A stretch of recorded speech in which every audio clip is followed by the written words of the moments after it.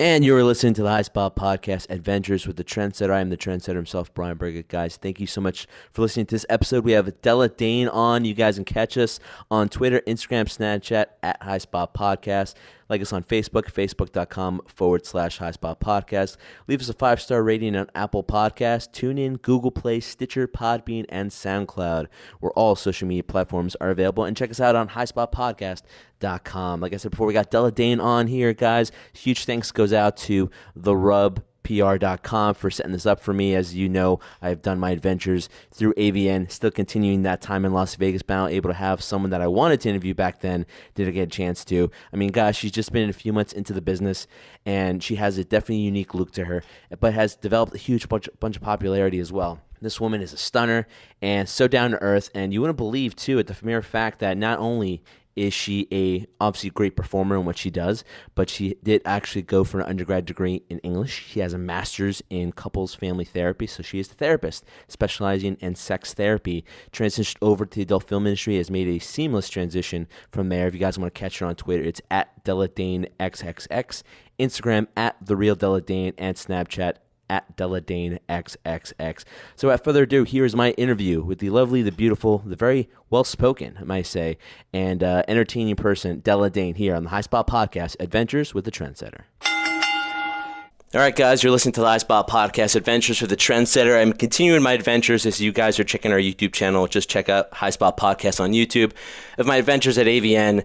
So disappointed that I missed this particular individual because I so badly wanted to speak to her, and she was at AVN in Las Vegas. Something I asked people at AVN, and I'm sorry I didn't get a chance to see you. Believe it or not, I really was looking for you, but AVN is so huge. I couldn't find it. You could barely find anybody a little in the bathroom. Something I always want to ask performers, and you're about 5 months into it, I believe, in the business? Yeah. Almost. Yeah, it's almost 5 months now. Yeah. Almost 5 months. What's it like from your perspective? I mean, considering the fact that well, I wouldn't say you jumped right into it, but basically, what's the reaction like when you have people come up to your table wanting an autograph, wanting a signature? Was a lot of that maybe sometimes a little overwhelming, thinking, wow, these people are here to kind of want to really meet me, or was it very humbling at the same token? It was surprising, actually, I think would be the first word that came to mind, because I didn't really expect anyone to know who I was.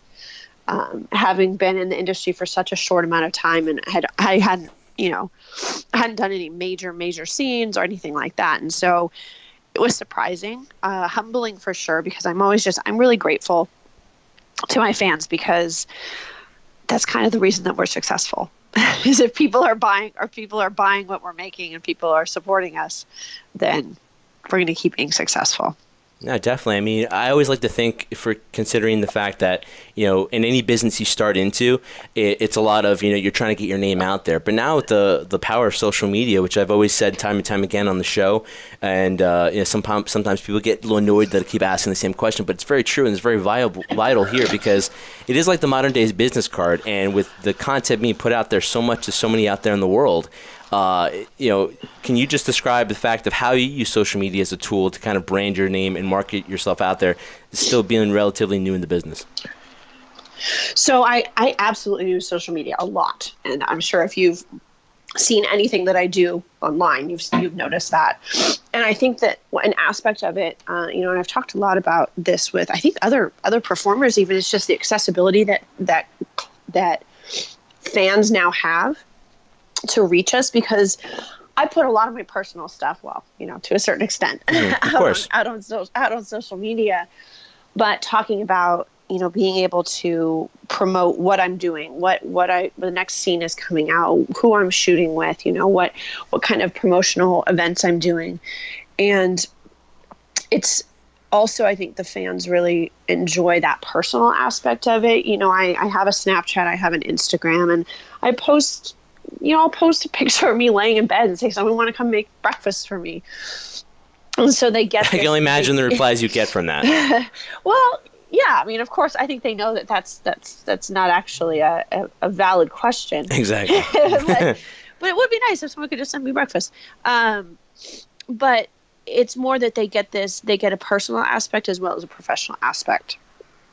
And it allows me to control a little bit of how much I'm promoting myself, as well as having someone like, having my publicist or having my agent or having the companies that I'm doing promotional stuff for. I feel like I have a little bit more of that ability to promote myself, and so through social media, and it's free.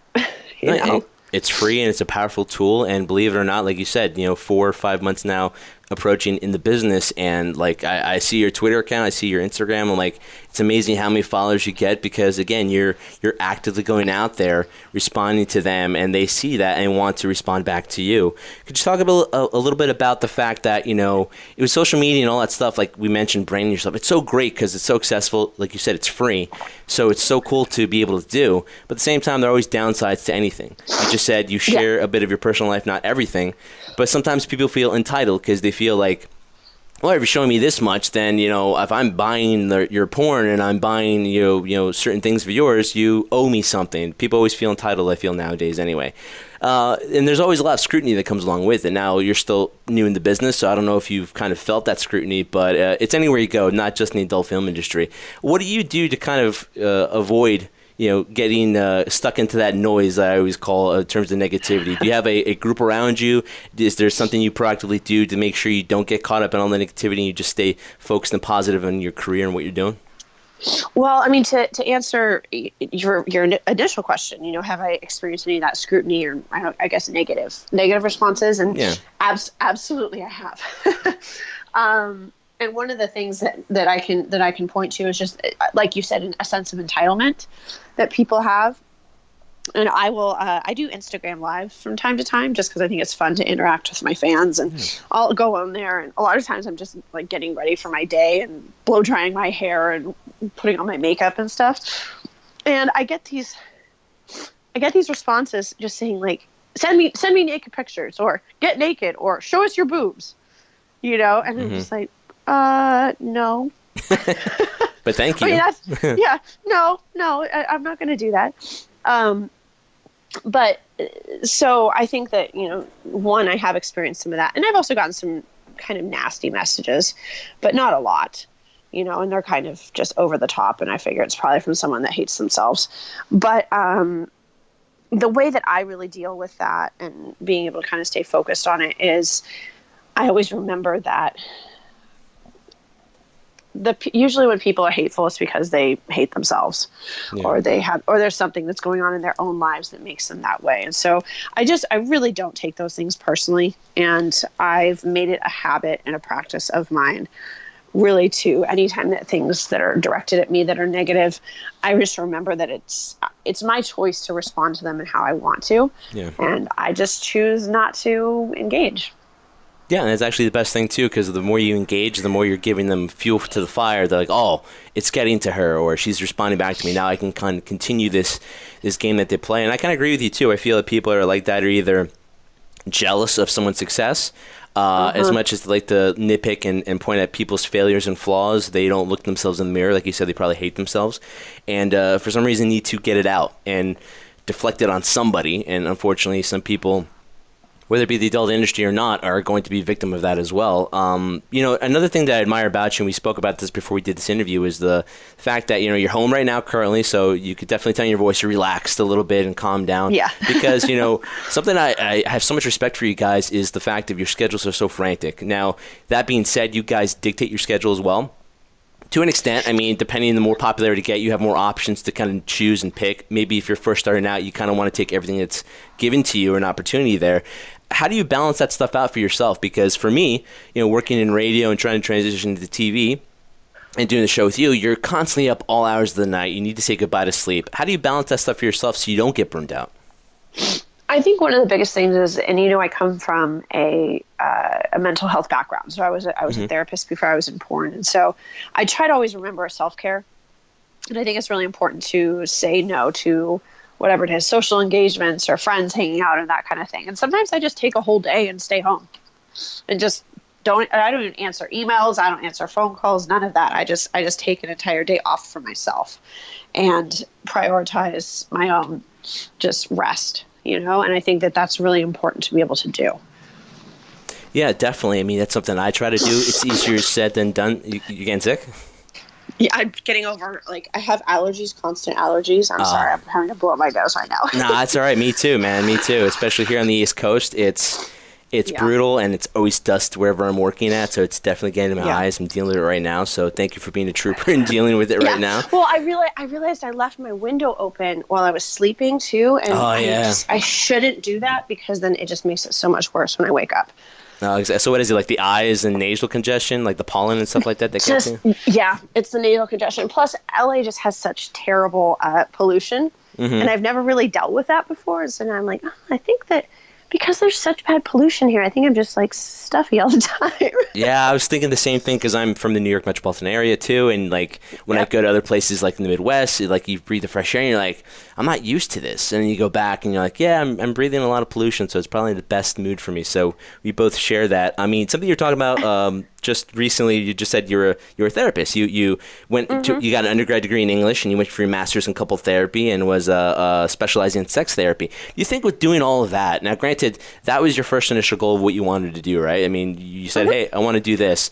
Two questions, I guess. With that, when you did this, was it kind of difficult to go through all that and then say to yourself, you know what, at the end, this isn't really what I want? Did it feel like, oh, I wasted my time? Or are you thankful for that experience that transitioned you into here? And when you transitioned into the adult film industry, do you feel by studying that, it kind of gave you a step up saying, you know what, I've studied about everything sexual, that I kind of now know identity of yourself sexually to what I can use to portray the character you portray in your scenes?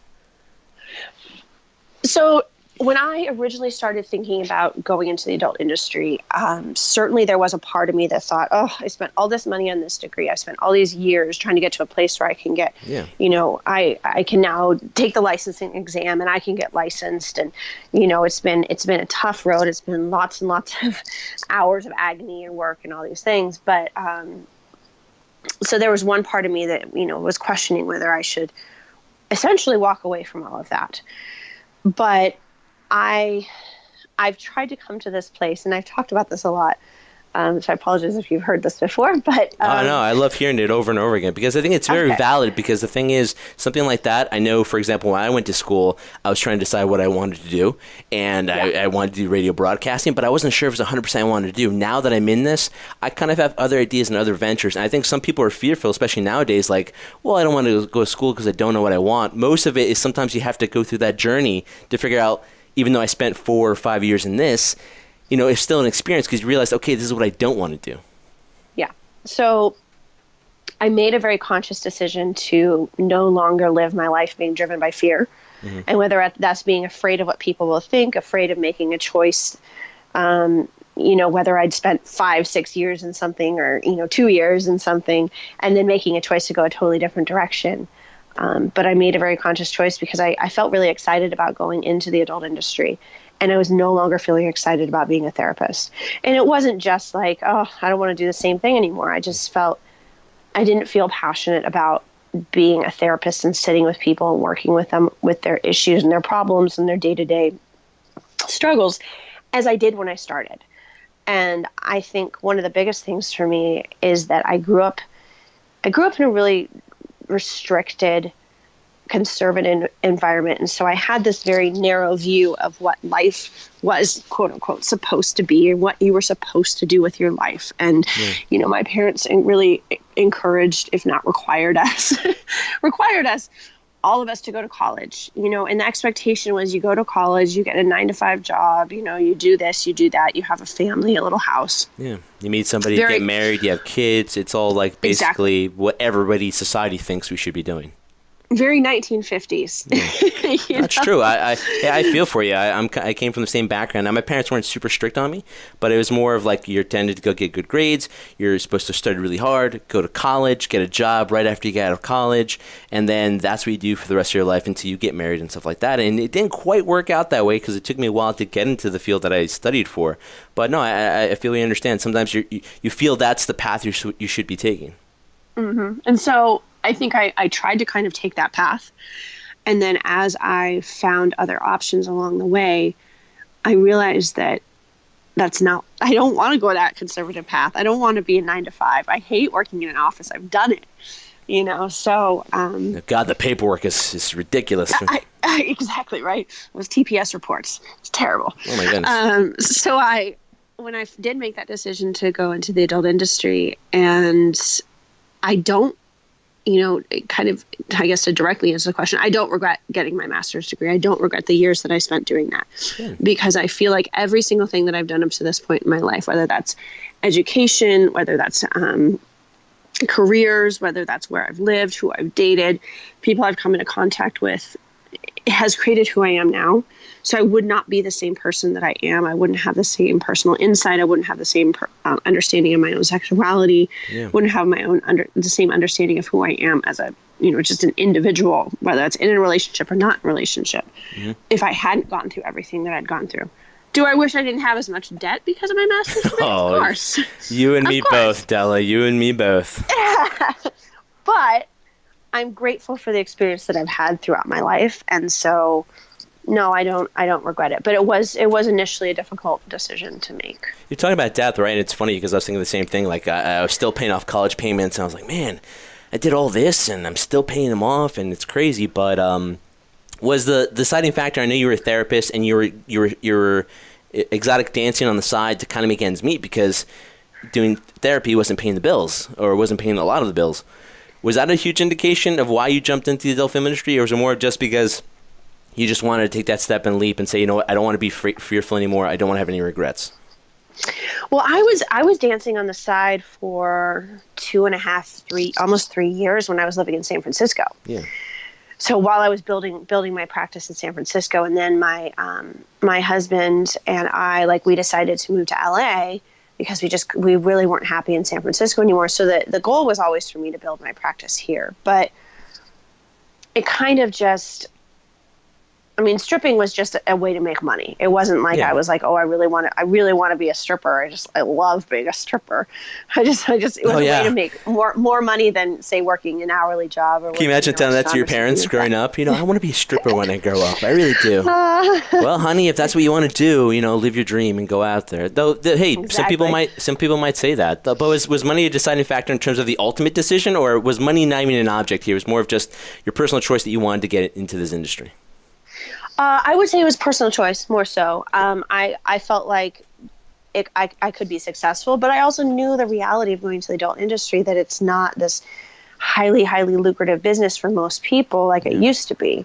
So I think I had a pretty realistic view coming into it, thinking I think I can be successful because I have the right mindset and, I'm a hard worker and all those kind of things. But I think I really just wanted to do something where I felt like I had freedom to be myself.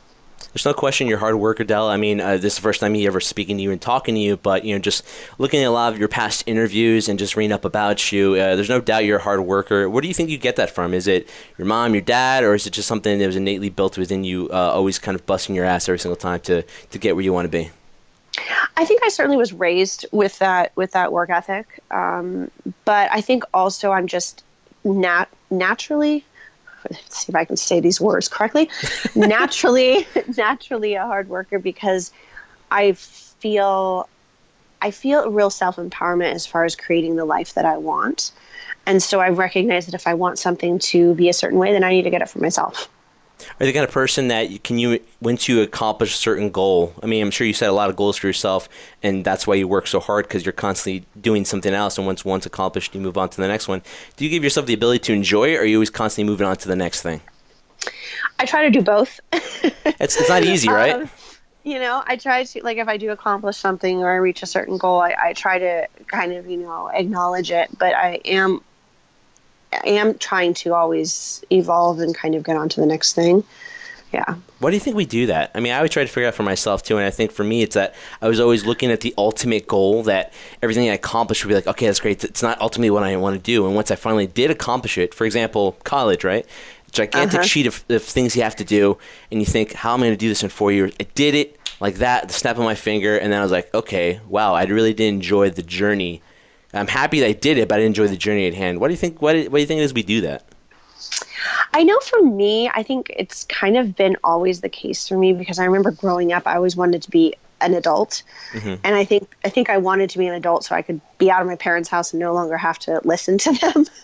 Did that change through the course of time? I had a challenging childhood, you know. Oh, I got you. So I think there was always kind of that drive for me to be able to be on my own and be able to make my own decisions and live my life in the way that I wanted to. And I think as I've become an adult, I think there is an aspect of like we all kind of, I think sometimes ambitious or creative or driven people have a little bit of that discontent that drives us, that we're not, at least is how it is for me, that like I'm not satisfied with mediocrity. Like I always want something better. And that's not necessarily about monetary or material things, but it's about how I feel about myself and where I am in life. Where do you feel you are in life? Are you content with what you've done so far, or is it still the fact that I want to do better? Because right now, at this point, most people on the outside looking in might be, wow, look, in the span of 4 to 5 months, look how much you've accomplished so far. Pat yourself on the back, or you do not allow yourself. You're like, no, I'm still so much more I have to do. Well, I wouldn't. See, I wouldn't agree that I feel like I haven't done anything. Well, see, that's the thing. Like for me, from my standpoint, obviously on the outside looking in and being a novice to the adult film industry, I'm like, wow, you got in, your name's out there. Now, granted, there's still time for you to get your name even more out there so it becomes like a household name, but like that's a huge accomplishment itself. You got in the business, which, a lot of people think it's easy, easier said than done. A lot of people can't be successful in it though, like you are. Yeah. Well, thank you. That's something I noticed too. You don't take compliments very well. Oh shit! You're like the third person to tell me that in my interviews, so maybe I just need to work on that. But Della, no, the reason why I say that is I'm the exact same way. For example, I go on the show with my tag team partner Jeff Martin when we talk about professional wrestling, and he's like, oh, he's hanging out with all these beautiful women doing the AVNs, and for example, they're like, oh, dude, look, you're I work out a lot, and so they think I have a nice figure, and they'll I'll get compliments, and they'll be, oh man, you look really good, you look really buff, from guys and girls. And I'll just shrug it off. I'm like, whatever. They're like, dude, you can't take a compliment, can you? So no, I'm right there with you. I say to them, I think I'm a good-looking guy, so I won't say I'm ugly, but I don't think I'm a head-turner. I don't think I'm a hot guy. And I do that because I want to keep myself humble. I don't ever want to overthink or get over my head. So I don't know if that's how you do it or the reason why you do it, but I relate to you in that I don't take compliments very well either. Yeah. No, I guess... Yeah, I guess there's some of it that it's a humble thing. Like I just how many times a day, Della, how many times a day do you get told you look gorgeous, you're beautiful? I have to say one thing. I do love your hair, though. I think your hair is badass. Thank you. It's great. It's distinguished. It makes you stick out a lot more. But also, not a lot of people can pull it off, and you pull it off really well. How many times a day do you get told by people, guys and girls, oh, you're so gorgeous, you're beautiful, and you're like, yeah, sure, thanks, appreciate it. Well, if I leave the house, I don't know. In the morning? Like I said, some days I just like to stay in the house all day. I don't like to leave. Every day is different, but no, I mean, I do get a lot of compliments for sure. And I know I stand out because not only because of the way that my hair looks, it's because of my tattoos, because I'm tall, I carry myself in a certain way, Oh, yeah. I noticed that too in terms of body language, the way you walk, and when I've seen some of your interviews, you stand with your shoulders back, your head up, very proud, as some people would have their shoulders slunched over. So body language is a huge thing too. You exude that confidence too when you're talking. Yeah, well, and that's also a part of where that comes from. Is I've been a performer my whole life. Yeah. I started out doing ballet when I was really, really little, and then kind of going from there. Like I've always liked to be on stage, and I've done. A little bit of acting here and there. I was a vocal performance major in college, and so I've done classical training for singing. That's just always been the way that I've carried myself. Were you very shy at an early age? Did that help you break out of your shell, or was that more just it was always in you to do that? I have never been shy. I could tell. I have never, ever been shy my entire life. Funny thing is, I'm shy by heart, but when I'm talking to people like yourself, I don't care. It's cool. I love having conversations with people and getting to know them a little bit more. But that's great. I mean, that definitely everything about maybe depending on where your career goes now, moving more mainstream. I know the progression is once you're a performer, you want to keep that career going for as long as you possibly can. Then you want to kind of exit performing and then producing and directing and doing something like that. Is anything mainstream something you might consider as well if the opportunity presented itself? Oh, absolutely. Absolutely. I would love to do more mainstream stuff. I don't know necessarily about acting. I mean, I think I can handle a little bit of acting, but the idea of doing, hosting or broadcasting or those kind of things, I would really love to I would love to do more of that kind of thing. Now, the cool thing that's going on right now is we talked about your history as a therapist, and you still, I say in the past tense, but you kind of really still are, because you've studied all that. You're very well versed in it. You're going to be having a sex advice column for Slutty Girl Problems, and can you just speak a little bit about that? I mean, what type of advice will you be giving? Is it more kind of like a blog in terms of like, this week I want to discuss this, or will you be taking certain questions that people might have that they want answered? Well, I actually already did my first one. I think it should be coming out this week. I need to check with them or check with my publicist. No, yeah, it's coming next week. But I want to talk about that. I mean, is it going to be more of like where do you want this to evolve to? Do you want it to just be something that you talk about, or just more of receiving questions and giving people who have issues advice? Well, the first one I did, it was directly a question that they had received from a reader. And so I answered that. And I really love that because it's actually specifically giving someone what they need. And I always like reading those kind of sex advice or relationship advice columns because I think it's really fascinating to hear people's questions. And it was actually a pretty complicated question. I'm not going to give anything away because you'll have to read it yourself. Just between us, just tell me what it was. I'm joking. But it was kind of a complicated question because it was layers of kind of relationship stuff with also like talking about BDSM and like kink relationships. Mm-hmm. So it had some multiple layers to it. And I feel like I tried to adequately answer it as much as I could. But I mean, sometimes these kind of questions, it's like, you need to go to a therapist. Like, this is much more than I can just answer in one question, in one letter or one column. And that's the thing. A lot of people are afraid of it. I come from the field of communication, right? I studied it, broadcasting, and, I hold no reservations when I say this, that my field, I feel, is the least communicative field you can ever be in. Because as much as we say we're broadcasting and we're communications, we don't communicate for anything. You mean like between each other? Between each other, between, ideas and things being thrown out, just because I relate this to what you're talking about in terms of answering somebody's question, because it's amazing. Like, talking to you, it's so easy. You seem like somebody who's not afraid to say what's on their mind. Why do you think it's so difficult for people to really say what's on their mind? Is it really the fear of being judged, of being put in a certain type of category, that people are afraid to ask the simplistic questions? Like, if I were to see you across the room, right, and say, hey, I want to go talk to her, and I'm just say hello to her. I mean, that's the way I've kind of reasoned it myself now. What's the worst that can happen? Is it really the fear of rejection, the fear of being judged, that causes people, especially when it comes to sex, that when you have a couple together and they've been together for 3 years and they get divorced, you start realizing that they weren't very open sexually? I find that kind of weird, because you guys agreed to spend your life together, or agreed to spend the majority of your life together, and you guys can't talk about those most intimate things. I mean, if you can't talk to it about you can't talk to it with your partner, who else are you going to talk to about? Well, I think that, yes, there is that fear of rejection for sure. If you open up to someone and tell them, are they going to make fun of you? Are they going to be, be grossed out? Are they going to be, shocked? Whatever these things might be. But the other aspect of it, and this is something I would see, I mean, I've seen it in my own work because I've spent plenty of time in therapy as well. And recognizing this about myself, that when you say something, then it becomes real.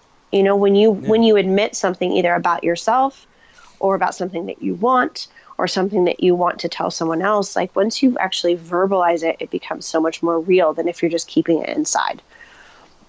And so there's also that aspect of admitting it to yourself, is once you say it, it becomes, I guess when you speak, it becomes reality, whatever that saying is. No, that's true. Yeah. Yeah. So I think that's part of it. And, especially for couples, something that I would see too with couples when I would work with them is that there was multiple layers to it. Like, they would be afraid to talk to their partner about maybe something they wanted sexually or something that they wanted in their relationship, because they had a bad experience previously with somebody else, whether that was a friend or a partner or a parent or somebody, them disclosing something to someone and someone either using that against them or ridiculing them. And so there is that fear, or that hesitance because of a past negative experience. Oh, dude, those negative experiences can really have a toll on people and their psyche, of course. You're definitely right about that. Something I wanted to kind of transition into, and it's kind of hard to transition into, obviously, what we're talking about now into this, but it's like, what's so exciting, too, is that not only are you going to be doing your first feature dance, but also you have some releases coming out too. I mean, you're going to be now. Granted, you've gone on record to say that you do practice anal sex in your private life, but with when it comes to I have gone on record for that. You have gone on record. You can't take it back now. It's out there. You can't give it away. But your first feature, or not first feature, but for Evil Angel, it's going to be Anal Deviant. It's going to be your first anal on camera. You excited about that coming out? And when you do these scenes, is it more of like, you hope people like it, of course, but is it more, are you judging yourself too of like, this is, I don't like this, I want to make sure people capture the true essence, because you want to make sure what you do is authentic. Are you nervous when people see it, or are you like, what, I've done it, it's out there, judge it whatever way you want to? So for this is actually a good answer, and you can draw your own conclusion to this. Okay. My very first scene that I actually watched with about 5 or 6 friends. Mm-hmm. The very first time I watched any of my recorded scenes, I watched with like 5 or 6 friends. So no, I'm not really nervous about watching. Watching I would say scenes. You're very proud. Then you're very proud of your work and what you do. I mean, I think for me, I know that when I shoot, I'm authentic. Mm-hmm. I really truly love what I do, and I love performing, and I'm always wanting to push myself as a performer. And so, of course, when I watch it, yes, there's those things. It's like, okay, remember to do that angle differently. Oh, don't put your hand there. Put your hand there. Because some of the aspects of it, people just think, oh, could I be a porn star because I fuck really good? Well, there's so much more to it than that. You have to think about camera angles and lighting and all those different things. And so, of course, I'm always happy when people say that they really enjoyed my scenes, because I put 110% into them. But no, I wouldn't say I'm not nervous necessarily to watch them. Okay, no, the only reason why I say that is because sometimes people that I've ever spoken to, whether it be at AVN or just when we're talking about professional wrestling, when I say, do you watch your matches back, people are so highly critical of themselves sometimes that people say, no, I don't watch it because I don't want to see it, because I'm going to nitpick every little thing. And that's the reason why I ask. I'm pretty sure you're very proud of what you do, and you should be proud of what you do. But at the same time, for me, I know when I do things like, I don't like my own voice, so I won't listen back to what I say at times, or sometimes I cringe at that. I don't think anybody likes their voice, but that's just my opinion. I'm very critical. Sometimes I have to let it go and be like, you know what? Whatever I said or how funny it sounded, just let it be, because if I'm not, I'm going to nitpick at everything I do. So that's the reason why I was asking. I'm sure you're very proud of it, and I'm sure your friends are very proud of you as well, what you do. Yeah, but no, it is challenging. There's definitely I've talked to some of my friends that are performers, and they never watch their scenes ever. Yeah. They never, ever watch. And they're very animate about it, too, when I ask them that, and they give me this look, and they're like, no, I don't ever watch my scenes. I'm like, oh, okay, well, that's fair. But you always wonder why they don't. But again, maybe they're highly critical of themselves. Is that the same? Is that the same response you get? I don't know if it's that, but I think I have a little bit of a different perspective of it, because I do consider myself a performer first, and it just happens that I perform in adult films. So for me, it's like I'm wanting to see my performance, as opposed to, I think sometimes maybe people that came into porn, and especially like these are some of the people I've talked to about that, like they're people that came in a different era than I did. They've been in for a long time, and so I think the mentality was a little bit different too. So I think some people, they don't care about that aspect of it. They're kind of doing it because they want continuity in their career. They want that money coming in, and so they take every scene that comes along. Whereas I think maybe for me, I have a little bit more of a concern for my image, I guess. So maybe I'm wanting to watch it and be like, yeah, I want to be a really good performer. Oh yeah, well, image is everything. I mean, you're bringing yourself out there. You want to make sure everything you do is to your liking and to your standards of what you do. I mean, talk about pushing it to the limit. Also, you're going to be in the box cover, or not the box cover. That's VHS time. The DVD cover, which could we still call it a box cover though. Yeah, but again, it could be ancient too now with DVDs. I mean, everything's now basically on the web right now, so I don't know how many times people buy DVDs now. I was kind of hesitant with that. I always wanted a physical thing with me. But now I've kind of moved on to streaming and Netflix and stuff like that, so I'm kind of like, okay, well, I finally kind of gave in to technology, which you have to. You're going to be doing your first gangbang, not your first gangbang, but on camera. That's pushing it to the limit. I mean, when I see, for example, I've interviewed certain performers like, I do this, I do that, do this. Is it more of, for you, choosing what you want to do and the scenes you want to do, and not necessarily in terms of picking it in terms of timing to make sure you don't rush and do everything too fast, but is it more like what comes into that decision of making it for you? Is it more this is what's open at the moment to do? Is it recommended to you, or do you come a conscious decision? Oh, I want to do this next. I want to do this next. As far as the next like acts, or like who I'm working with? The next acts. So yeah, I have gotten some recommendations from my agent, from other people in the industry, and certainly if I had come into the industry when I was much younger, I probably wouldn't have got in so quickly to all these to anal and all these different things, because a lot of times people do recommend kind of holding back on certain things, and yeah, that's what I hear, because then you can kind of build it up. But for me, I'm holding off on a few of the like super extreme things. Okay. But is that more for personal preference or more business related? I think business related, but also personal preference. I mean, just to kind of hold off on something that, I mean, I haven't done double anal or double vaginal in my personal life. Mm-hmm. I've done double penetration in my personal life a couple times, but I also don't really want to do something on camera that I haven't done in my personal life. Of course, at least so far, I don't really want to do that. You don't want to feel like you're forced into it either, because you want that to be your choice. If you're going to do it, it's because you're 100% ready to do it yourself. Yeah, absolutely. And I think I can give a better performance, and I can be more comfortable and excited about it if it's something that I already know I enjoy, rather than saying, oh, maybe I'll like this. We'll find out, and let's record it and putting it out there for millions of people to see, which might not be the best decision. Yeah, no, I get you there, but right. Della, So I have gotten some advice along the way as far as what to hold off on, but I also have just tried to go with what feels right for me. No, yeah, of course, definitely. I mean, it's your choice, it's your body, and it's basically your brand, it's your image. So you want to make sure it reflects what you want it to be. A few more here, and I thank you so much for your time, and I'll let you go.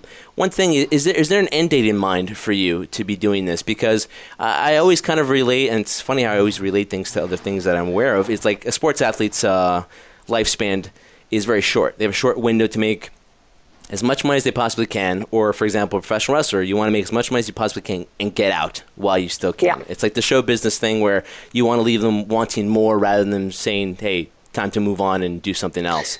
Yeah. Is there an end date in your mind or time that by this time I kind of want to be out? As a performer, honestly, not from the industry. As a performer, I'm not sure how long I'm going to keep performing. I don't know how long it'll be. I don't really have an end date specifically in mind for it. Okay. But I want to be in the adult industry for the rest of my career. And I don't know what capacity that's going to be, but I know that this is the industry I want to be in. These are the people I want to be around. This is what I want to be doing with my life. What was the biggest misconception you had originally? Now, for example, I give you credit for, you were talking about maybe if you were in the business at a younger age, maybe you would have, paced yourself, or it was what they say, make sure you have longevity in the business. Do you think mentally you were more mature to deal with it? Because, people who start at 18 years old, which is always the revolving door that I say sometimes, you're 18 years old and before you know there's another 18-year-old coming into the business in some capacity. Is it more of like, I'm mature enough where I know I'm not going to be manipulated or be put in a direction where it's not going to benefit me? Well, I certainly think that is an advantage for me, that I am older and that I already have done a number of things with my life, whether that's in my career and relationships. I've seen a lot, I've done a lot. And so I do have a little bit of a better, bullshit meter. Someone trying to say, oh, I could represent you, or I could shoot you, or I could do this or that. And, I think about who I was at 18. I mean, I was even, I think, more astronomically immature than probably most of these girls that come into the industry because of how sheltered I grew up. But in that aspect, I think anyone can still be taken advantage of. So I think that I have advantages, but I think I still try to keep myself very aware, very conscious, and kind of checking in with myself and creating a community and, my own little porn family of people that I do trust and that I can rely on to give me good advice. Well, Della, it's been a pleasure speaking to you. I could talk to you for hours just because you're that good of a conversationalist, and just, I just enjoy talking to you. But one more final thing for me is I asked people this like around January when I went to AVN, and I think it's valid because I think we spoke about it before about people having goals and setting certain things in priority of whether it be a short-term goal or a long-term goal. In 2018, believe it or not, we're almost a quarter done with 2018. I know, it's crazy. Like, what happened to the year? How funny does time fly? I don't know if you feel this way, but time flies a lot more when you hit 30, for me at least. Oh, yeah. It goes by a lot faster. When we're 18 years old, I can't wait till I'm 21. Now I'm 30 or past 30. I'm 32 years old, and I'm like, man, can it slow down? Because I don't have enough time to catch up to everything. Mm-hmm. But for you, what personal goals do you might have? Not necessarily related to the business or to work. Any personal goals you hope to have? And I'm not talking about New Year's resolutions, which are kind of set in 2 weeks they're done, or 2 hours they're finished. Any personal goals you hope to obtain this year to kind of check mark that say, hey, I accomplished something I wanted to do this year? Well, for 2018, I mean, I'm wanting to really be focused on building my career and my brand and my image and really getting my name out there. Personally, I think I just want to feel a little more settled in who I am. I think that's always kind of my goal every year. To figure yourself out more?